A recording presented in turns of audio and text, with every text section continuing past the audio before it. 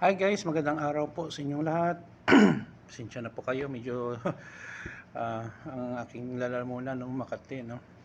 So, good day, good morning, magandang araw sa inyong lahat. Welcome po kayo sa channel ko. Ito naman pong kaibigan nyo si Jake. Sa video natin ngayon, pag-usapan po natin ang nakitang buto kahapon ng Philippine Coast Guard doon sa Taal Lake. Tanong natin guys, buto ba yun ng missing sabongero? So, magandang topic natin for today, no? So, kung bago lang kayo sa channel ko at gusto nyo ang video na ito, paki-like lang po, share, and huwag kalimutang mag-subscribe. Kahapon guys, nag-start na po ang PNP, katulong po ang iba't ibang sangay ng ating pamalaan, Philippine Coast Guard, na magsisid or nag-check muna sa lalim at kondisyon ng Taal Lake, no? At sa kanilang pag-start ng pagsisid ay manakita po silang isang sako. May laman po itong mga buto. Buto ng tao, most likely, or buto ng hayop, hindi ko alam, no? Hindi naman po ako pulis. Pero may mga tanong guys, kasi nakita ko sa picture, ang buto guys ay parang ano siya, pinutol-putol at sunog at walang bungo. So sa akin guys, hindi po ako police or abogado or forensic expert. Medyo mahirap tukuyin, no, kung buto talaga to ng mga missing sabongero.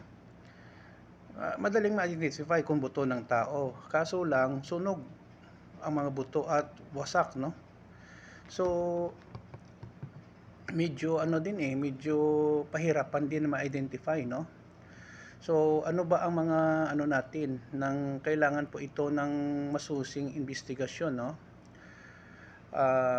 Kahapon nga ang Department of Justice or DOJ, PNP, CIDG kasama ng Philippine Coast Guard ay ng may nakita isang puting sako. Can you imagine ang sako guys, no? More than 3 years na or magpo 4 years na. Ano pa rin ng matibay, no? Sa Taal Lake, Laurel, Batangas na naglalaman ng lumalamag o sunog na buto na pinaniniwalaan maraming bahagi ng nawawalang sabongero or cockfighting enthusiast. Ganun pa man, wala pang formal na konfirmasyon kung tao ang mga buto. Ito nga ay nakita ko kasi sunog kung tao or hayop.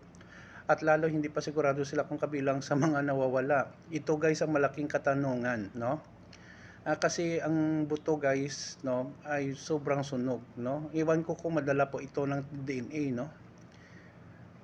Para maghanap ng katotohanan, magsasagawa ang otoridad, ang mga pulis ng forensic examination upang matiyak kung ang natagpuang buto ay mula sa tao o hayop. Ikalawa guys na pwede nilang magawa ay DNA testing para ikumpirma ang mga resulta sa pamilya ng nawawala.